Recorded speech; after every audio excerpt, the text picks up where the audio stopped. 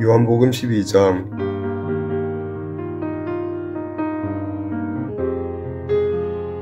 유월절 6일 전에 예수님께서는 나사로가 살고 있는 베다니로 가셨습니다. 나사로는 예수님께서 죽은 자 가운데서 살리셨던 그 사람입니다.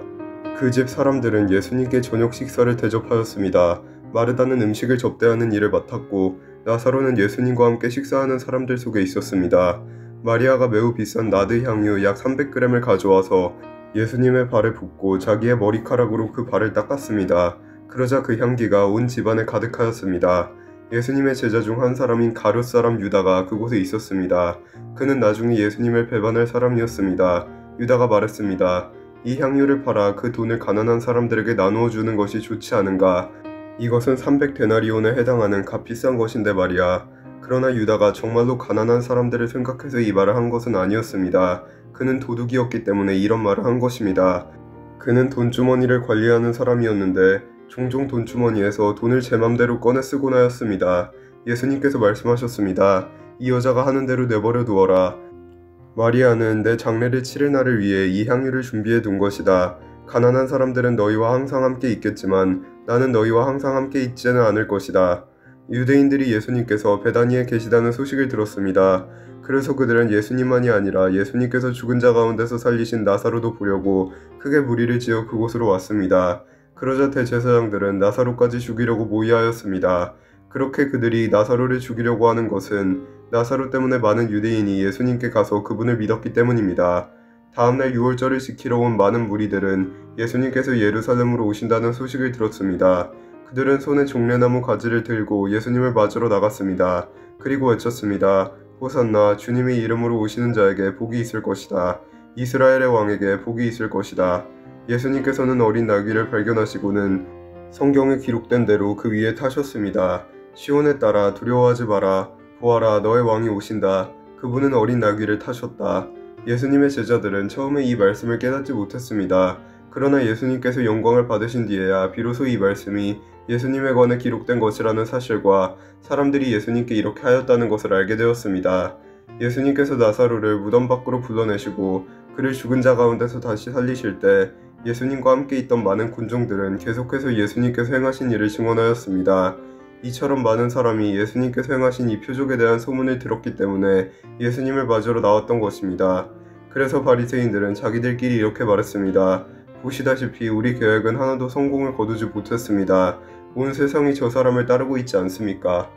유월절에 예배드리기 위해 예루살렘에 온 사람들 중에 그리스 사람들이 더러 있었습니다. 이 사람들이 갈릴리 벳세다 출신인 빌립에게 와서 요청했습니다. 선생님, 우리도 예수님을 뵙고 싶습니다.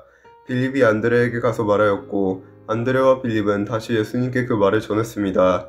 예수님께서 그들에게 대답하셨습니다. 인자가 영광을 받을 때가 왔다. 내가 너희에게 진리를 말한다. 밀알이 땅에 떨어져 죽지 않으면 하늘 그대로 있지만 죽으면 많은 열매를 맺는 법이다. 자기 목숨을 사랑하는 사람은 목숨을 잃을 것이지만 이 세상에서 자기 목숨을 미워하는 사람은 영원히 목숨을 보존할 것이다. 누구든지 나를 섬기려면 나를 따르라. 내가 있는 곳에 나를 섬기는 사람도 있을 것이다. 나를 섬기는 사람은 내 아버지께서 높이실 것이다. 지금 내 마음이 무척 괴로우니 무슨 말을 하겠습니까? 아버지, 이 때를 벗어나게 해주십시오. 아닙니다. 나는 이 일 때문에 이 때에 온 것입니다. 아버지, 아버지의 이름을 영화롭게 하소서. 그때 하늘로부터 내가 이미 영화롭게 하였고 또다시 영화롭게 할 것이다 라는 소리가 들렸습니다. 곁에 서서 이 소리를 들은 많은 사람이 천둥 소리가 들렸다고 말했습니다. 그러나 그 사람들 중에는 천사가 그에게 말하였다 라고 하는 사람들도 있었습니다. 예수님께서 이렇게 대답하셨습니다. 이 소리는 나를 위해서가 아니라 너희를 위해서 들린 것이다. 이제 이 세상을 심판할 때가 되었다. 이제 이 세상의 통치자가 쫓겨날 것이다. 내가 땅에서 들려 올라가게 되면 나는 모든 사람을 내게로 이끌 것이다. 예수님께서 이런 말씀을 하신 것은 자신이 어떤 식으로 죽을 것인가를 보이려는 것이었습니다. 군중은 이 말을 듣자 이렇게 말했습니다. 우리는 율법에서 그리스도가 영원히 계실 것이라고 들었습니다. 그런데 당신은 어떻게 해서 인자가 들려야 한다고 말씀하십니까? 당신이 말씀하시는 인자란 도대체 누구입니까? 그러자 예수님께서 대답하셨습니다. 빛이 잠시만 더 너희와 함께 있을 것이다. 빛이 있을 때에 다니면 너희는 어둠에 사로잡히지 않을 것이다. 어둠 속에서 다니는 사람은 자기가 어디로 가는지 모른다. 빛이 너희에게 있을 동안 빛을 믿어라. 그러면 너희는 빛의 아들이 될 것이다. 예수님께서는 이 말씀을 하시고 그들을 떠나 숨으셨습니다. 예수님께서 이 모든 표적을 사람들 앞에서 행하셨지만 그들은 여전히 예수님을 믿으려 하지 않았습니다. 이것은 이사야 예언자의 말씀이 이루어진 것입니다. 주님이시여, 우리가 전한 것을 누가 믿었습니까? 주님의 능력이 누구에게 나타났습니까? 이런 이유 때문에 사람들은 믿을 수가 없었습니다. 다시 이사야 예언자는 말하였습니다. 주님께서 그들의 눈을 멀게 하시고 그들의 마음을 완고하게 하셨으니 그들이 눈으로 보고 마음으로 깨닫고 돌아와 고침을 받지 못하게 하려는 것이다. 이사야가 이런 말을 한 것은 그가 예수님의 영광을 보고 예수님에 관하여 말하였기 때문입니다. 그러나 동시에 지도자들 중에서도 예수님을 믿는 사람이 많이 생겼습니다. 하지만 그들은 바리새인들 때문에 예수님을 믿는다고 고백하지는 못했습니다. 그들은 회당에서 쫓겨날까 두려워했습니다. 그들은 사람에게 칭찬받는 것을 하나님께 칭찬받는 것보다 더 좋아했습니다. 그때 예수님께서 큰 소리로 말씀하셨습니다. 나를 믿는 사람은 나를 믿는 것이 아니라 나를 보내신 분을 믿는 것이다. 나를 보는 사람은 나를 보내신 분을 보는 것이다.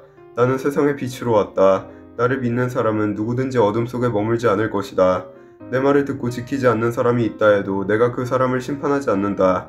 그것은 나는 세상을 심판하기 위해서가 아니라 구원하기 위해 왔기 때문이다. 나를 저버리고 내 말을 받아들이지 않는 사람을 심판하실 분이 계시다. 내가 한 이 말이 마지막 날에 그를 심판할 것이다. 내가 한 말은 내 스스로 한 말이 아니다. 나를 보내신 아버지께서 무슨 말을 해야 할지 또 어떻게 말해야 할지를 내게 명령하셨다. 그리고 나는 그분이 하신 명령이 영생이라는 사실을 안다. 그러므로 내가 말하는 것은 무엇이든지 아버지께서 내게 그렇게 말하라고 말씀하신 것이다. 아멘.